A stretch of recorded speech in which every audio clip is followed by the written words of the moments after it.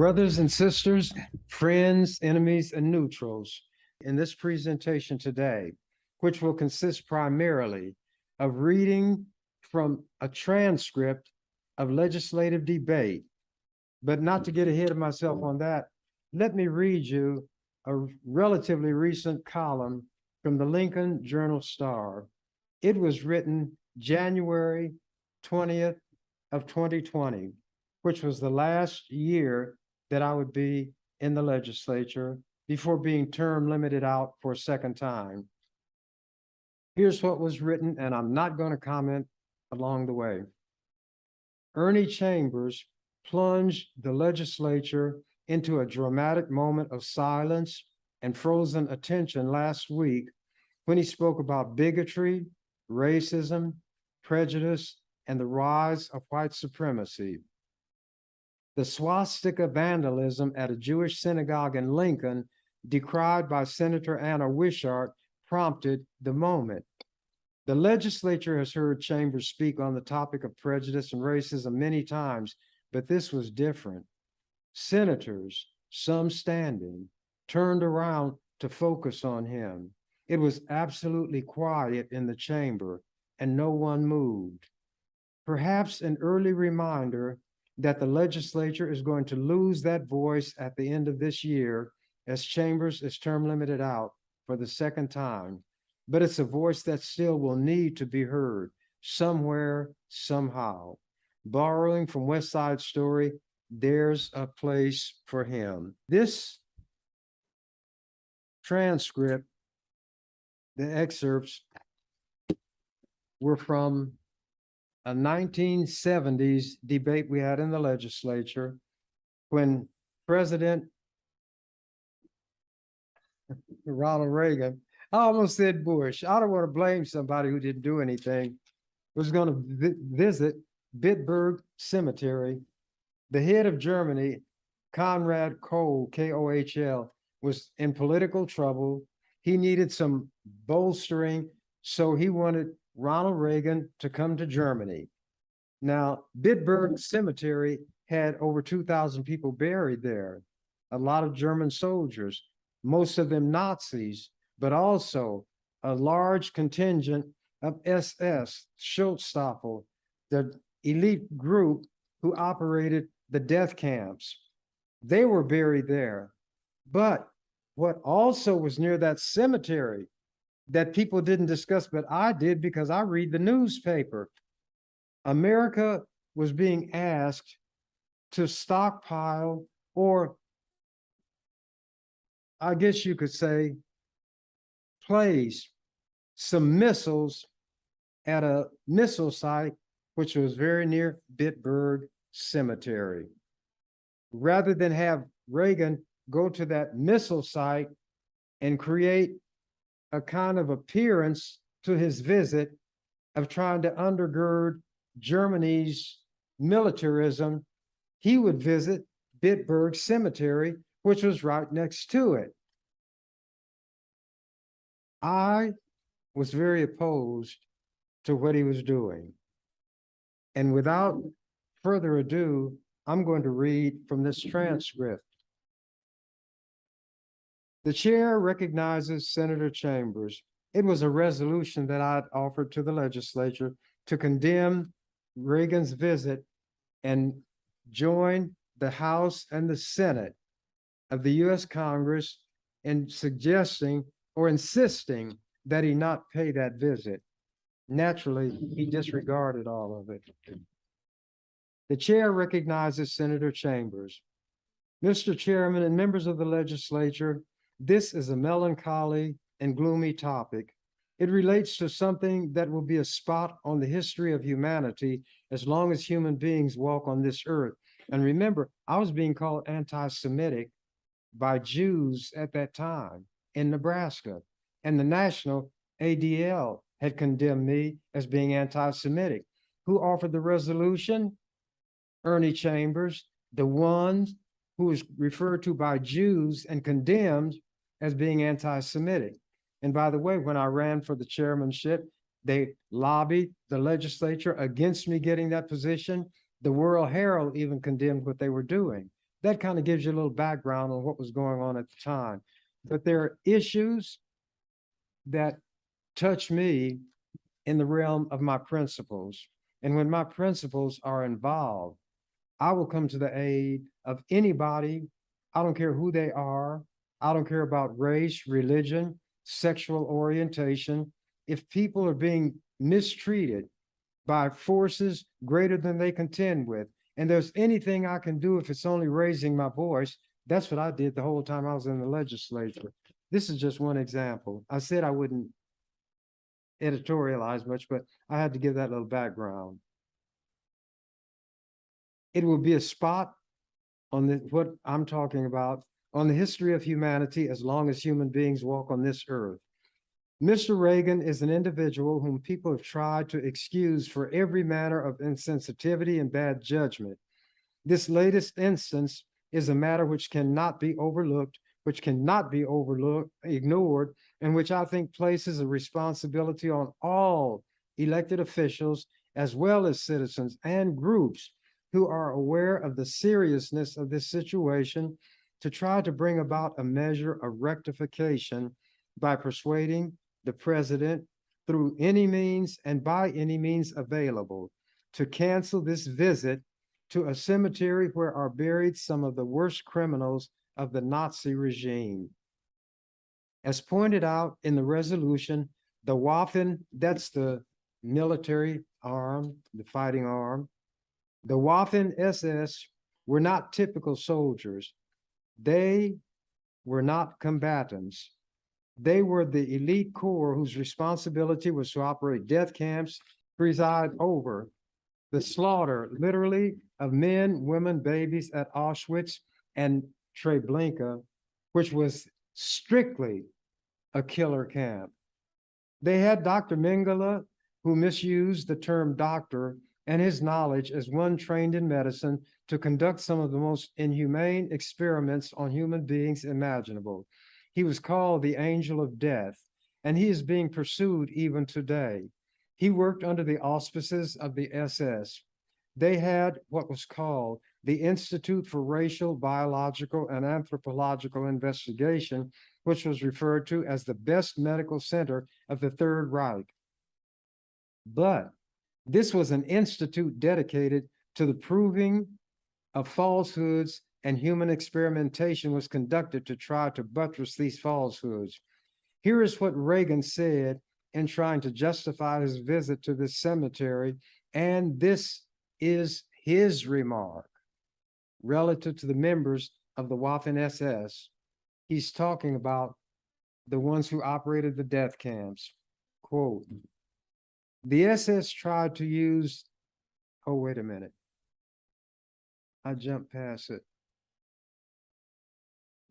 Those young men, meaning the SS, are victims of Nazism also.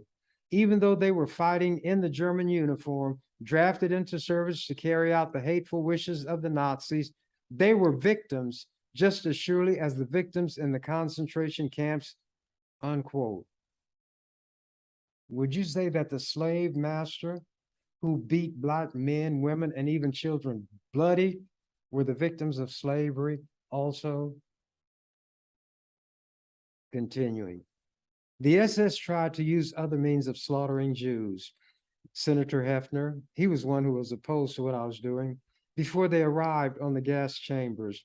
They would line them up along trenches and shoot them in the back of the neck. It was determined that this kind of killing placed too great a psychological strain on the SS officers who had to do it, because it created an identification between them and the victim. They saw the kneeling, unyielding victim, and it was too hard for them. So they had to develop another stratagem. They took trucks and sealed them hermetically, vans, and put the Jews in the back of them. And as they transported them to the place of burial, carbon monoxide was piped into the truck. When they reached the place of burial, they had died. The bodies would be stacked against the door where the people tried to get out. When you die in this fashion, you lose control of your bodily functions. The sight and the odors were such that, again, it was felt to be too horrible for the SS to bear. So then why didn't they stop killing the Jews in that fashion? So they used their ingenuity to put together a type of gas and the gas chambers, which would separate the executioners from those they were about to kill. They even made the Jews participate in the execution of other Jews, and these are the people that Mr. Reagan said are as much victims as those they were killing. In justifying his trip, Reagan said, and these statements were made at press conferences, quote, "And I felt since the German people, and very few alive that remember even the war, and certainly none of them who were adults and participating in any way, they have a feeling and a guilt feeling that's been imposed upon them, and I just think it's unnecessary." In other words, no German should regret what the Nazis had done in their name, unquote. 12 million Germans of the Nazi era are alive in Germany today. Mr. Reagan is notorious for misstating history and outright lying to back a position which never should have been taken in the first place. To pretend in a situation as serious as this, that the man should be unchallenged and allowed to do this act of visiting that cemetery, which can be taken by the rest of the world as representing what the American people feel, would be a terrible mistake on the part of the legislature to not make a comment or take a position. We cannot allow it to go by. These SS individuals were thugs and criminals of the worst order. Suppose Mr. Reagan were to lay a wreath on the grave of Al Capone, or Legs Diamond, or John Dillinger. They were not criminals of the magnitude of the SS. To give you an idea of their philosophy, I want to read you what SS Reichsfuhrer Heinrich Himmler said when he was addressing some of his SS comrades on October 4th, 1943. Quote, "I also want to speak very frankly about a very important subject. Among ourselves, we will discuss it openly. In public, however, we must never mention it. I mean the evacuation of the Jews, the extermination of the Jewish people. This is something that is easy to talk about," unquote.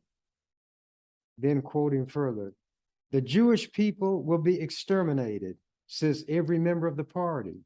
This is clear. This is our program, the elimination, the extermination of the Jews. We will do this. And then they come to you, 80 million good Germans, and each one has his, quote, "decent Jew," unquote. Naturally, all the rest are pigs, but this particular Jew is first rate. Not one of those who talk this way has seen the bodies. Not one has been on the spot. Most of you, he's talking about the ones who carried out, most of you know what it is to see a pile of 100 or 500 or 1,000 bodies.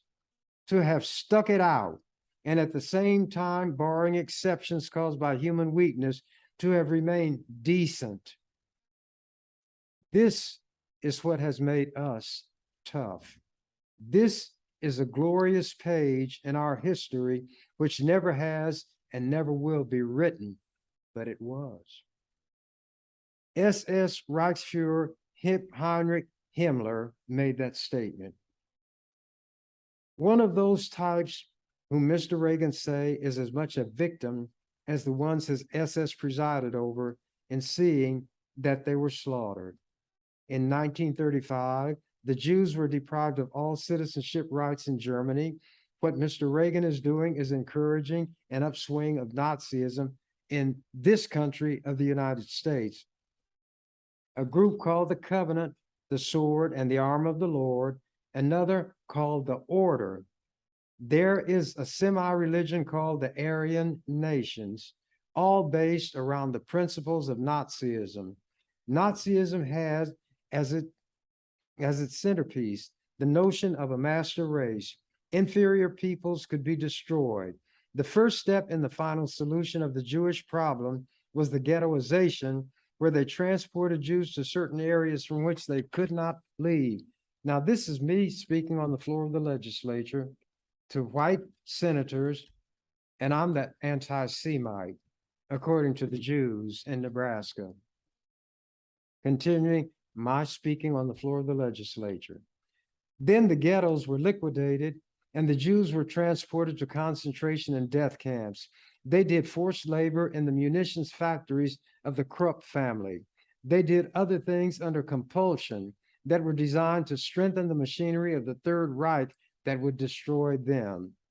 People of all nationalities, races, and religions fought to bring an end to the Third Reich. There are bitter memories. Those memories should never be erased. What happened during that terrible period in history may not happen again on the same scale, but the attitude that led to it continues with us today. It would be a terrible thing if Mr. Reagan's action would be used as a basis to pretend, as people pretended during the time that the Holocaust was occurring, that it really didn't occur at all. It really was not that bad if it did occur. There were not crematoria, there were not gas chambers. These are figments of people's overactive imaginations. I hope that you will support this resolution so that we will not have to justify this period in American history as some are trying to justify Auschwitz, Bergen, Buchenwald, Dachau, Theresienstadt, Treblinka, and the other death camps. The least we can do is try to persuade the president to not make this inexcusable blunder. Another senator, Senator Harris. Mr. President and members of the legislature, I rise to support the resolution. I have traveled throughout the state in the past 3 weeks, spent time in my hometown in McCook, Nebraska, visited with business people, with people from all walks of life, and I have yet to meet a person who thinks that the president's decision in regard to this resolution and what it covers was anything but ill-advised, and I plan to support the resolution because of the phrase, which is not trying to dictate to the president or to the federal government, but to let him know how we feel about this decision, and that is the phrase that says, quote, whereas the ill-advised act of the president may be misperceived by the rest of the world as representing the will of the American people and may appear to be a pardoning of all unpunished war criminals. Then the senator said, I, for one, do not want the world to see a misperception as to my feeling and the feeling of the average Nebraskan. I urge the support of the resolution. Thank you. And I'm not going to read the opposition spoken by other senators because it's not meant to condemn them as they should be condemned. That's not the purpose of this. It's to show the kinds of things that I felt the responsibility and obligation to do while being condemned by the very people whose case I was arguing. And I had spoken and taken a stronger position than Jews in Nebraska or anywhere else probably. Then Senator Var Johnson spoke. Mr. Speaker and members of the body, because we have very little time left on this resolution, I will make my remarks quite brief. I support the resolution. I've read the resolution carefully. By the way, I'm not reading it because I don't want to take too much time. I support the resolution. I've read the resolution carefully. I think the language is very strong language. It is not the kind of language that I traditionally would use. I think, on the other hand, that dealing with an issue as fraught with meaning, significance, and consequence as is this question, and the issue is very simple, a visit by the President of the United States to a cemetery that contains the bodies of a number of men who went beyond the pale in wartime to brutalize a hapless people, to exterminate, to kill, to torture, to mutilate, to destroy is too much. Our president is making a mistake to visit the cemetery. And yes, even though Nebraska legislative resolutions are not read in Washington, D.C., are ignored in Washington, D.C., this legislature does represent a legitimate voice of the people of our state to reflect sentiment and feeling. If it did not, We would not do all the basketball resolutions. We would not do all the commemorative resolutions. We would not be still. We would be still on all of those issues. But because we are a legitimate voice, it is important that we raise our voice to express our own feeling and sentiment on what, in my opinion, is a true mistake in judgment. None of us should ever forget what took place in Germany and in Poland to the Jews and to the Gypsies and to the halt and the lame. The moment we forget it, we forget about what is taking place in Cambodia. We forget about what the Khmer Rouge has done in Cambodia. We forget about genocide that goes on and on and on. It is important that we as a people not let it be forgotten how even the most civilized and advanced of nations can one day be reduced to barbarism. It is important that that be remembered, and that is why the resolution is an important one to vote on, and I will support it. The chair recognizes Senator Lebeds. No response. She apparently didn't hear that she was being recognized. Then I was recognized again. The chair recognizes Senator Chambers. Mr. Chairman and members of the legislature, as with many things that I undertake to do, for which I will receive opposition, nobody can say that a statement contained in the resolution is untrue. Not one statement is untrue.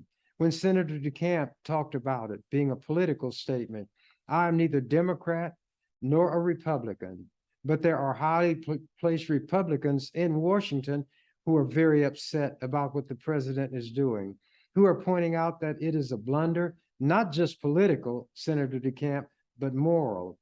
It is a moral blunder also. I cannot tell Senator Beitler, another one who spoke against the resolution, how many people are buried at Bitburg. But one thing that he and everybody else knows, it was a staging area by the Germans for the Battle of the Bulge. It is also known that the SS did slaughter little babies, pregnant women, old people, and all those that we say we have a concern for. To parse sentences, to try to closely define words in a rhetorical exercise, to pretend that what really happened is not really as serious as it was, indicates the old business as usual attitude that existed while the Holocaust was occurring, that allowed churches, political parties, organizations supposedly given to humanitarian purposes to look the other way and say it is not really happening. When Senator Beitler said there were many German soldiers who did not know what was really happening in terms of what the SS may have been doing in these camps, it is reminiscent of the attempt to excuse everybody who lived in Germany at that time by saying nobody knew. Every German soldier knew what the SS was, knew what the SS was doing, knew about the death camps and so forth. Yet the Crystal Night was something that everybody in Germany knew about when they smashed Jewish synagogues, smashed their businesses, burned their religious works. Excuse me.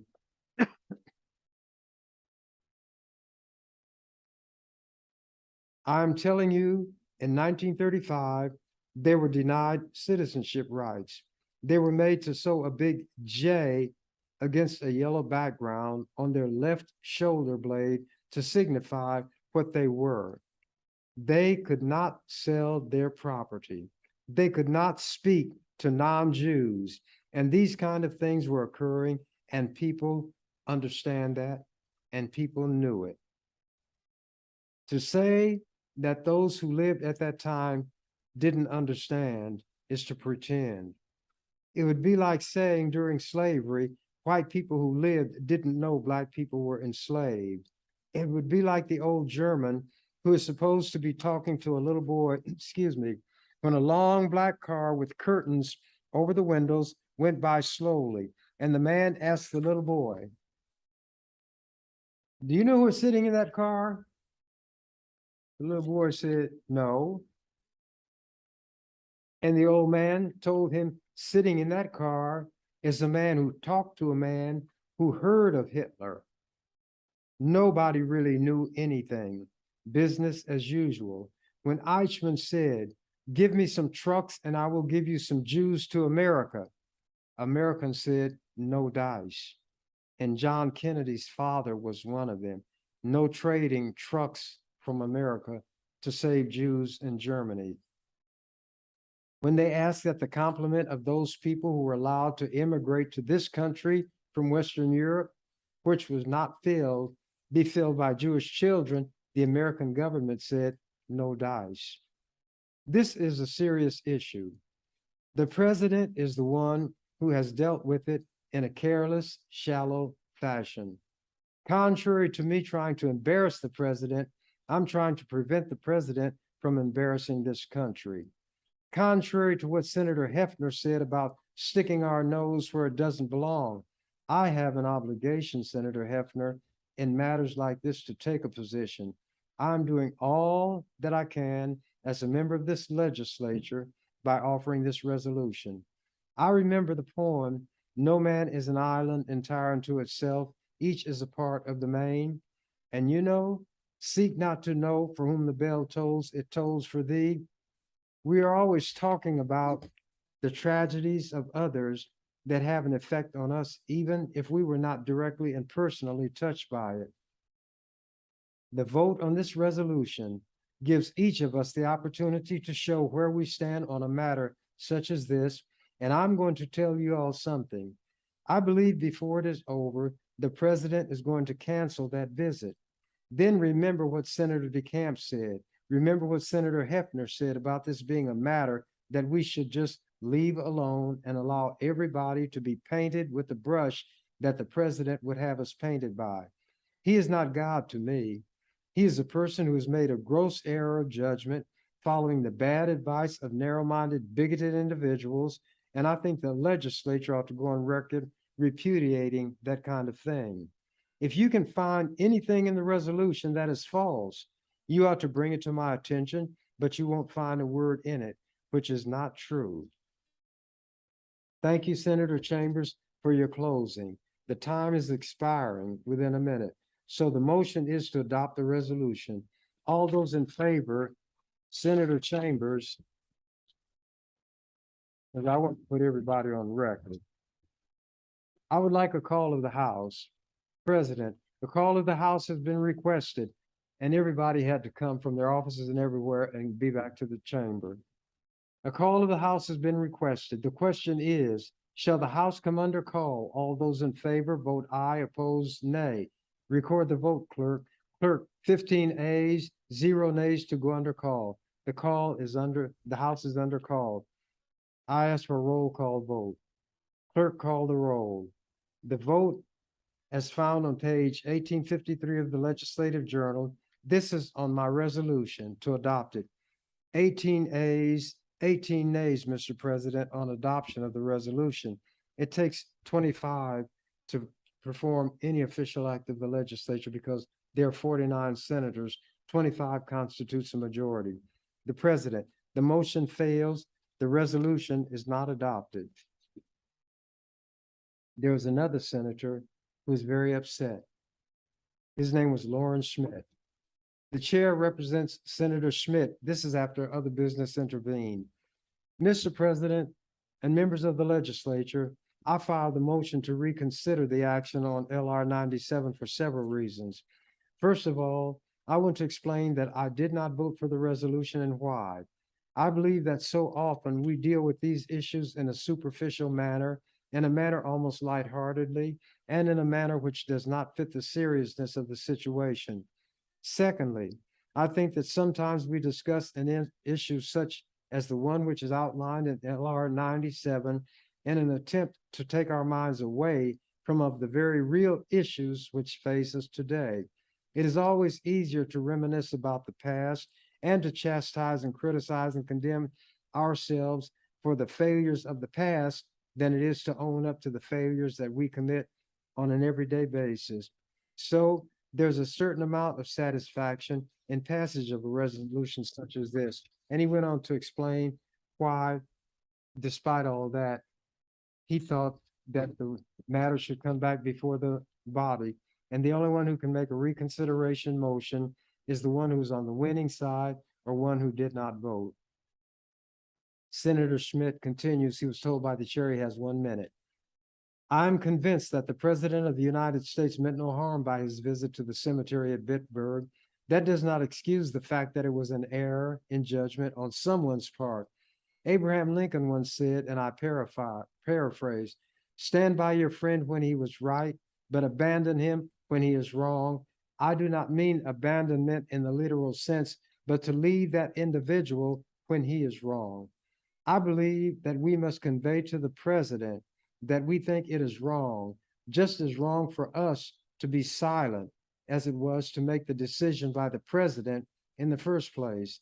And I want to say again, and I'll have more to say about it later, the time will come when those of us who today have the ability and are in the position to do something about it may be as severely criticized for our inaction to help the people who are starving to death in other parts of the world, as today the press, the editorial writers, the politicians are critical of Nazi Germany. Senator Chambers was called on to speak because it's a new motion that's before the House, Senator Schmidt's motion. Mr. Chairman and members of the legislature, Senator Schmidt made some very sobering comments, and it would be probably easier for me if I follow my emotional bent to talk about the issues he raised relative to Africa and the starving people. But the purpose of the resolution is to deal with an error in judgment that has been committed by the president and which he seems at this point intent to carry through on. I was asked by 1 or 2 senators how this whole Bitburg trip came about in the first place. None of us have all the details, but a little background you can gather here and there. This economic summit was scheduled for June. Helmut Kohl, I'd call him Conrad Kohl. Helmut Kohl, the Chancellor of West Germany, is going to face an election around the middle of May.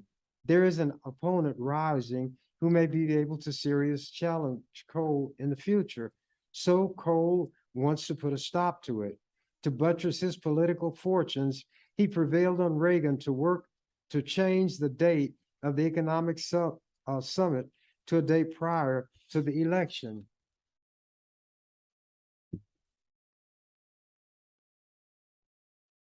And they established a visit to take place at this particular cemetery. And as I pointed out, there was a missile site near there. There is no way that anybody can say that Kohl and his advisors did not know about the SS soldiers buried at Bitburg.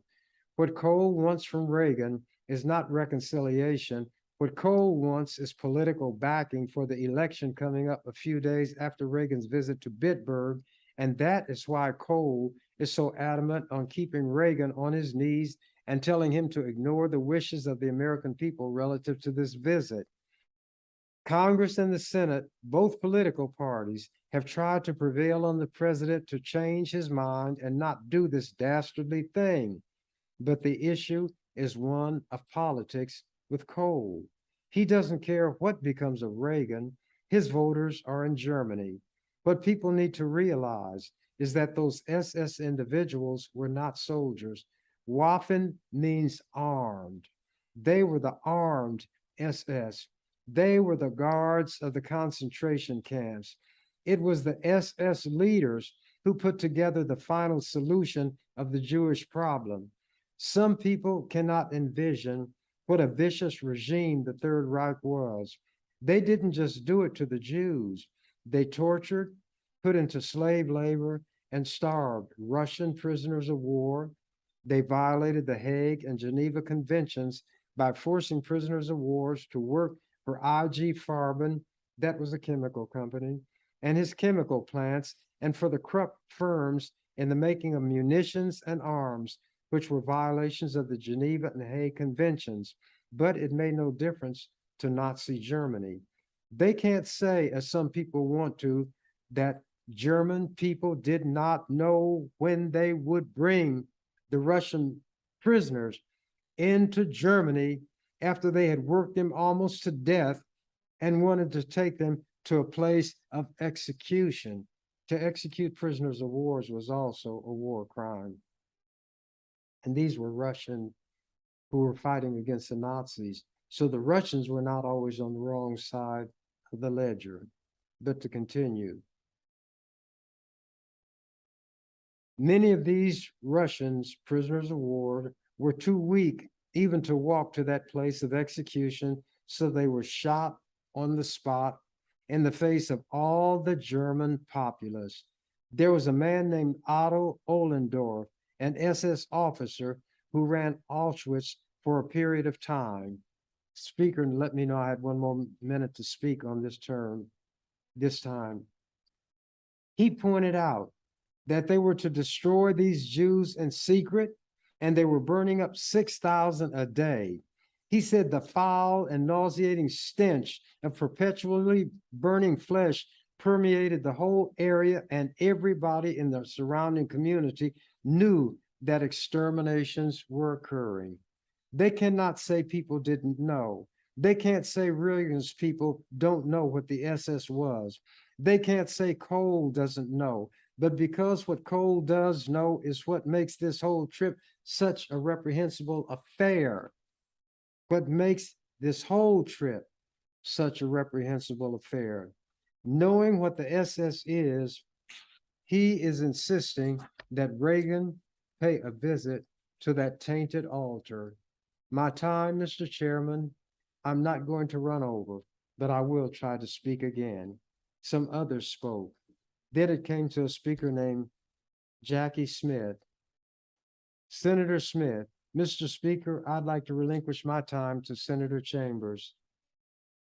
Senator Chambers, Mr. Chairman, I'm going to read to you all a little bit from a document that surfaced in Nuremberg, written by a Dr. Jaeger, who was the doctor of the Krupp slaves. This is what he wrote. Upon my first visit to the Krupp plant, now he's talking about 600 Jewish women who were brought from Buchenwald concentration camp to slave labor in the Krupp plant, munitions plant. Upon my first visit, I found these females suffering from open, festering wounds and other diseases. There were no medical supplies. They had no shoes. Their hair was shorn.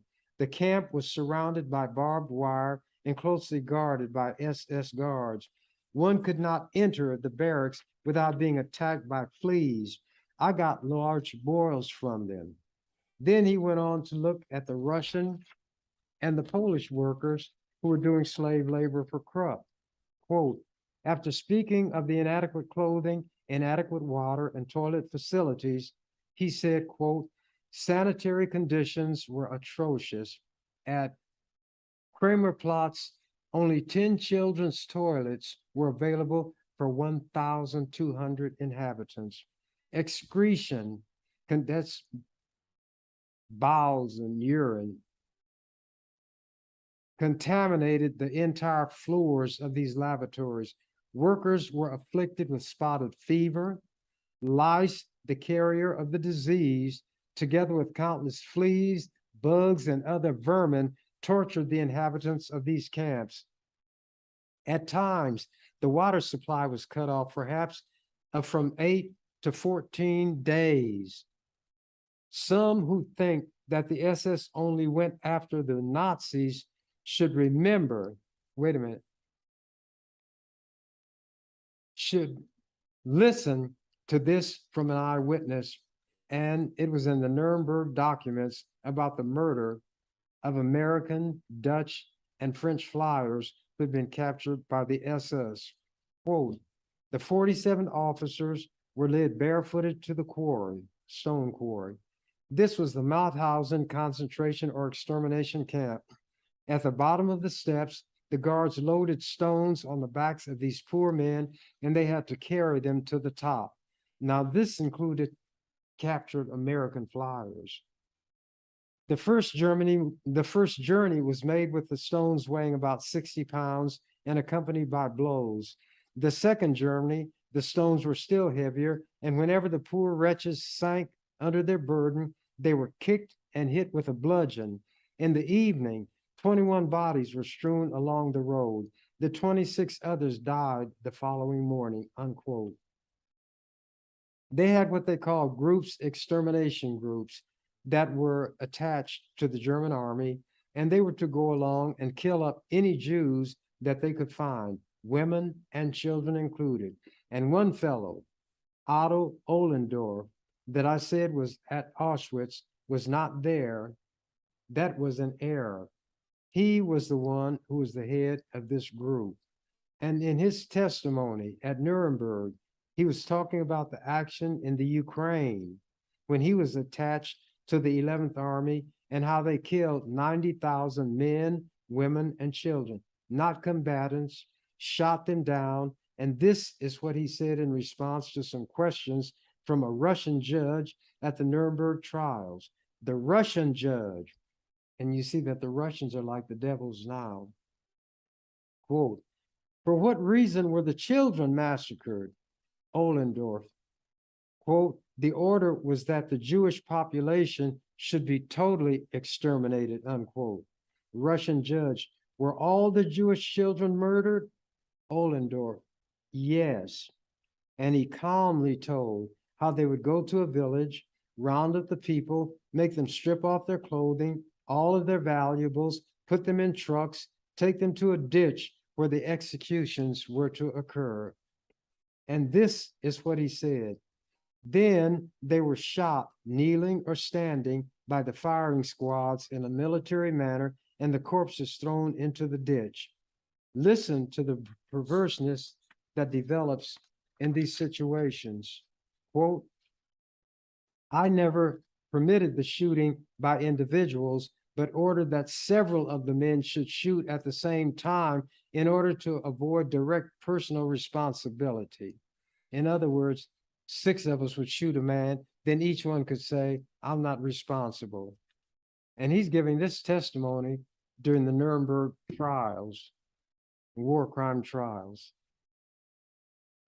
Other group leaders demanded that the victims lie down flat on the ground and be shot through the nape of the neck. I did not approve of these methods, unquote. The American prosecutor asked, "Why not?" And this was the response: "Because both for the victims and for those who carried out the executions, it was psychologically an immense burden to bear." You get that? And he presided over the murder of 90,000 men, women, and babies in this fashion. Speaker of the legislature, 1 minute. Senator Chambers continuing. "There was a similar killing at Dubno, and at this place, a construction man had a company, and he mentioned how all of these people had been brought to these pits where they had the huge earthen mounds, and he heard a lot of firing. So when he stepped around the mound, he saw this huge mass grave about 2/3 full, and there were about 1,000 people in it. They made these people walk on top of the bodies, and then the SS man who was sitting on the edge of the pit with his feet dangling over with a Tommy gun on his knees began to shoot the people down. Not all of them were killed by the shooting, but as others were piled in the same fashion, suffocation, most of them were bleeding from the neck and the head, would be by way of which they died." Chambers, this was the SS's operation and their job. Then Senator DeCamp spoke against the resolution. Then Senator Schmidt spoke. "Mr. President, only briefly, then I will yield the rest of my time to Senator Chambers. I'd just like to say this, that I support President Reagan. I support him wholeheartedly as an individual. I support him when he is right. I disagree with him when he's wrong. I believe he is wrong. I believe that for me to not say that I think he is wrong is an error. You cannot, by any stretch of the imagination, compare the men of the SS with the ordinary German soldier. Time after time after time, if you read the books of history, You read the adjective, the hated SS, the feared SS. You do not read the SS. It was their job to spread fear, terror, death among the German people, particularly with the Jewish people. But again, not only the Jewish people, many other people died. Poles, Russians, non-Jewish Germans, also who disagreed with the regime. So I think it is important that we do not forget. I'd like to yield the rest of my time to Senator Chambers, and I'd like to get word from my boss. How much time do I have left? I guess I was told to continue. Senator Chambers, Mr. Chairman and members of the legislature, we all know that what happened at the hands of the Nazis was unlike anything that had happened in history up to that period or since. Senator DeCamp knows that SS is short for Schutzstaffel, or Special Guard. They initially were Hitler's special personal bodyguard. Then they became the elite corps of the Nazi militia. Then they became those who guarded and operated the death and concentration camps. Not all of them engaged in combat at all. That's not even what they were for. One of the main jobs they had was to suppress opposition to the Nazis within Germany. Senator DeCamp, as well as in captured lands, they committed atrocities against German people also. If they were out of step with the Nazis, they had to go when the wagon came. But let me read you something that was happening with private enterprise and see if you come across, if you see something similar to this in this or any other country during wartime. Excuse me. There was competitive bidding for the furnace contract at Auschwitz, and an LA TOPF company, TOPF company, won the contract, the furnace contract. This is what he wrote in a letter dated February 12, 1943, and he addressed it to the construction office of the SS and Auschwitz police. See, I read history. I still read it. Malcolm X said, history is the study best capable of rewarding our efforts. This is the letter. With reference to crematoria 2 and 3 for the camp, we acknowledge receipt of your order for 5 triple furnaces, including 2 electric elevators for raising the corpses and 1 emergency elevator. A practical installation for stoking coal was also ordered, and 1 for transporting ashes, unquote. Isn't that sterile and businesslike? Then the C.H. Corey, K-O-R-I company, who had built furnaces for Dachau and Lublin, wrote this letter, and these were produced at the Nuremberg trials. Quote, following our verbal discussion regarding the delivery of equipment of simple construction for the burning of bodies, we are submitting plans for our perfected cremation ovens, which operate with coal and which have hitherto given full satisfaction. We suggest 2 crematory furnaces for the building plan, but we advise you to make further inquiries to make sure that 2 ovens will be sufficient for your requirements. We guarantee the effectiveness of the cremation ovens as well as their durability, the use of the best material, and our faultless workmanship. Awaiting your further word, we will be at your service. Heil Hitler. The SS had doctors too who conducted experiments. They wanted to do some scientific measurements of the skulls of people they called Jewish Bolshevik commissars. They had said they were indicative of repulsive subhumans. To carry out this work, a Professor Hirt, H-I-R-T, said they would need bodies, but before these Jews were killed, their skulls should be measured. Then they should be killed in a fashion that would not damage the heads. Then the physicians should sever the heads from the body and send them to Strasbourg in hermetically sealed tin cans And this was done to women, men, systematically gassed, shot, starved, bludgeoned. And Senator DeCamp wants to say, this is the way wars are conducted. This is the way wars have been conducted. War, Senator Camp, as somebody said, is indeed hell. But what these people did went far beyond the pale, that they were charged as criminals for what they did even during wartime. I haven't got too much more, and I was given leave to go over my usual time. Senator Higgins, then Senator Lebedz. Senator Higgins, thank you, Mr. President. We are reminded often by the World Herald that this is a nonpartisan legislature. I find it ironic that a registered independent originally made this resolution, and today a registered Republican is asking for reconsideration of it because it failed in the past. I don't think anybody here that has any morals at all condones what was done in the Second World War when it comes to the atrocities.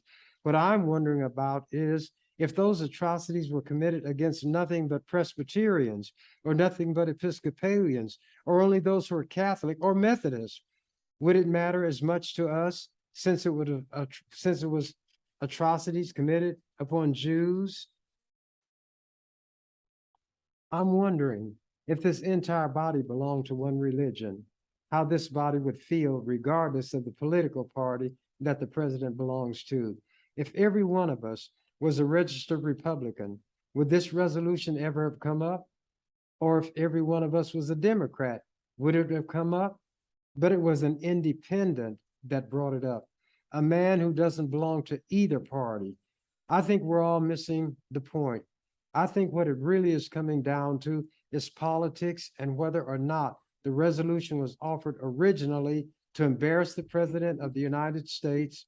I, for one, would not offer a resolution to do that because I realize how critical our situation is today internationally. Every day is critical. Excuse me, is a critical situation anymore when we all have the horrors of nuclear war hanging over us, and most of us try every day to forget that in a matter of seconds, our own city can be completely destroyed. I wish that we were all united. I don't know what is really in President Reagan's mind. I don't know if he was tricked by the Germans, as Senator Chambers has spoken about, and that he is really being used kind of as a political puppet, and he was not informed at the time when he agreed to do this. I just feel that myself, I have to say that I want to go on record as saying that I don't want to embarrass the president, and whether he does it or not goes to Bitburg. I don't think he should feel any embarrassment over it. I think if there's any embarrassment, it has already come out in many of the newspapers in this country who have criticized him for it and who have urged him not to do it. I don't know if when Reagan made the decision to do this, he was the same president that campaigned for prayer in the schools.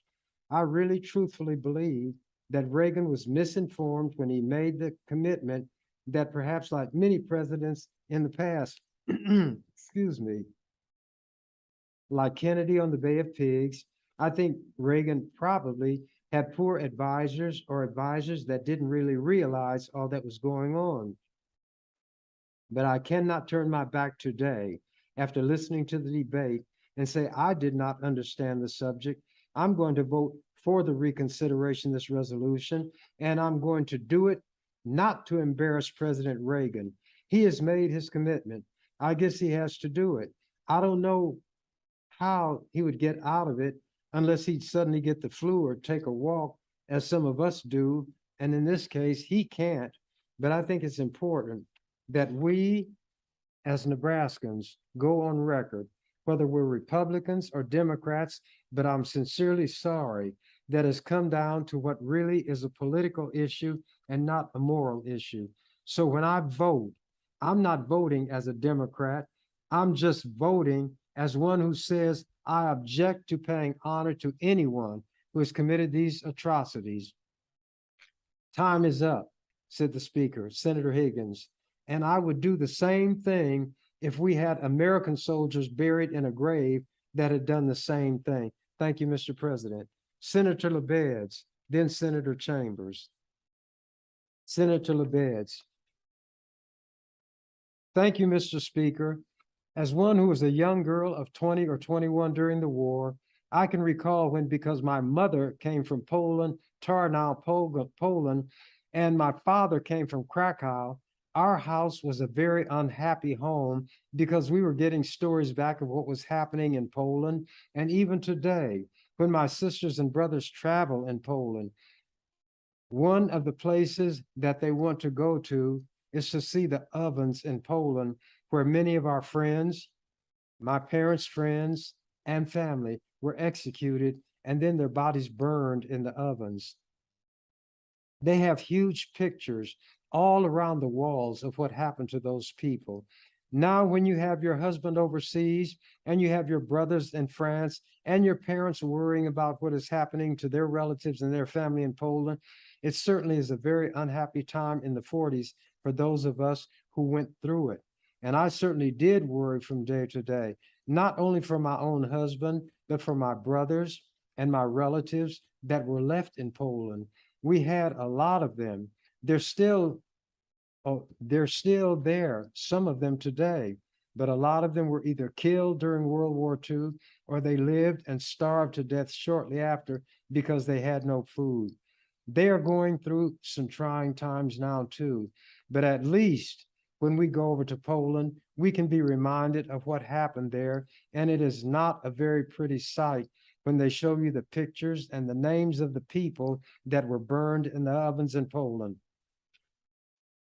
Thank you, and I would like to relinquish the rest of my time to Senator Chambers. Senator Chambers. I'm using Senator LeBeds' time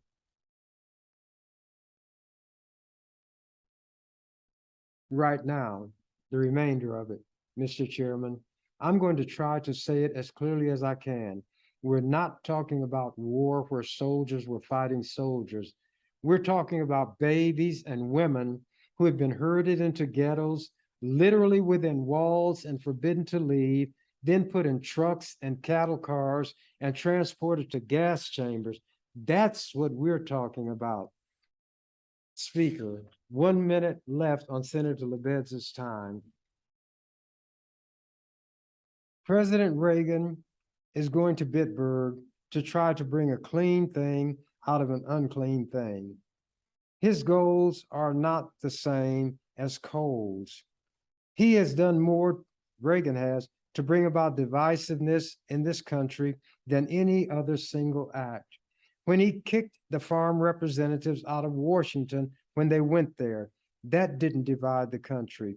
When he broke the air traffic controllers union who supported him, that didn't divide the country. Am I to understand that all these veteran groups that are upset about this visit are Jews? Am I a Jew? I'm considered anti-Semitic by the Jews in this state, the most anti-Semitic person in this state. Just a few days ago, I was sent a copy of a publication by B'nai B'rith, the Anti-Defamation League, telling what an anti-Semite I am, how contemptible I am, how terrible and vicious things that I say against Jews are. So here I stand. What do I gain from this? It is an issue that transcends what these Jews in Nebraska feel about me. It transcends whether you are a Democrat, a Republican, Black, or white. We're talking about crimes against humanity, crimes committed against people because of what they were, not because of what they did. And when you can try to erase the seriousness or viciousness from a regime that attempted to destroy races of people because of what they were by saying they were trying to embarrass Reagan, is one of the worst types of stratagems that can be utilized in a debate on an issue this serious. There are Republicans in the House and in the Senate who have condemned in stronger words than I have in that resolution what the president is about to do. His personal friend, who is the head of the United States Information Agency, said they are now talking about damage control in the Republican Party. because the damage has definitely been done already. And now they've got to try to contain it if they can. And some Democrats who may be trying to play politics say they hope the president would make the trip and he will wound himself irreparably. This is not a political issue, although some are trying to cast it in those terms. I think it should be brought out that by coincidence, Bitburg is near one of the largest missile installations in Germany. It should be pointed out that Kohl is one of the European leaders who is in favor of the deployment of American missiles, and this is one of the reasons given by Reagan's people why Reagan agreed to do this in the first place, and that Bitburg is significant because it is near the missile deployment site. He is not even talking about looking out at the crosses, row upon row, as in Flanders Field. He is not talking about people who died in glory and a glorious struggle, or who were victimized by Nazism or nationalism. Reagan is talking about the deployment of missiles in Western Europe. He is talking about pulling Helmut Kohl's chestnuts out of the political fire. But regardless of what Kohl has in mind, regardless of what Reagan's advisors thought they were going to achieve, the fact is that an issue has been placed squarely before everybody in this country, and we should say and do something about it. That which is within our power to do is offered to you with this resolution. Some months ago, Senator Lebed's brought you a resolution seeking that the legislature go on record in support of the efforts of the Polish people, and you responded. I came to you down through the years with at least 2 resolutions about the plight of Black people in South Africa, and then a bill to try to do something to remedy that situation as much as we as a legislature can do. You responded favorably. Now we're talking about a situation the likes of which has never been duplicated in history. And we always say we hope it won't happen again. And I hope you will respond this time. Remember, people are always saying what happened during the Holocaust should not be forgotten. This casual way that this issue is being discussed, the callous way it is being handled by the president, indicates that the forgetting process is well along its way. I hope you will vote to reconsider this resolution, and I hope you will vote to pass it. In years to come, I think it would be much better to look back and see that you took a position against the mistake that Mr. Reagan is making, rather than being on the side of saying you endorse it because some individual may be embarrassed. I'm nearing the end. Senator Schmidt, the one who offered the reconsideration motion, I think we should reconsider the resolution. It is not a disrespect to the president. It is because we respect the president and we respect the country. The speaker, 1 minute. Senator Schmidt. I think that we should express our concern for what is perceived and what is believed is an incorrect action. It happens frequently, but this is one of the most serious. We should not allow it to go unnoticed. I ask that the resolution be reconsidered. Speaker, Senator Schmidt was closing on reconsidering the motion and the resolution. All those in favor vote aye, opposed vote no. Have all voted. Senator Schmidt. Mr. President, very quickly, a call of the House and a roll call vote. Speaker, the question is, shall the House go under call? All those in favor vote aye, opposed nay. Mr. Clerk, please read. 15 ayes, no nays to go under call, Mr. President. The Speaker, the House is under call. Will all of you record your presence that are here and all those outside the chamber? Please return to the chamber and record your presence. Look up to see if your green light is lit, please, and turn it on if it isn't. Like Senator Haberman, Senator DeCamp, Senator Eric. Okay, the question is the reconsideration of the resolution, and a roll call vote has been asked for. The roll was called. Those who voted to reconsider or take another vote on it, it passed 25 yes, 16 no. The motion is reconsidered. That means there will be another vote on the resolution itself. I'm just about through. Since the resolution was to be voted on again, and it was my resolution, I am the one who is to close on the issue. Mr. Chairman and members of the legislature, when I asked that people read the resolution, I meant just that they read it and not take Senator DeCamp's interpretation. If you read it, you know that what he gave as an interpretation is totally wrong based on what the resolution says. Now, as far as the people buried in Bitburg, there is another piece of misinformation DeCamp gave, but I don't think it was intentional. And then I gave the number of people who were acknowledged to be members of the SS, which was larger than what DeCamp had admitted. I'll continue. I hope that there will be at least 24 who will join me in voting to adopt this resolution. And you should keep in mind that Congress, the House and the Senate, with the help of many Republicans, have told the president very strongly that he should not do this thing. The Senate and the House did it representing what they perceived the will of the American public to be.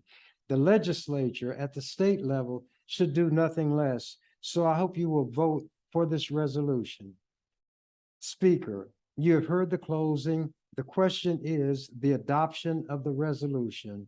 All those in favor vote aye, opposed nay.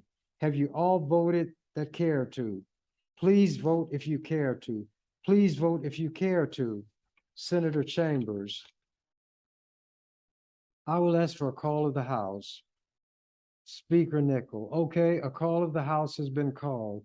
All those in favor of going under call, vote aye. Record, Mr. Clerk. 20 ayes, no ayes, because some of the senators had left again.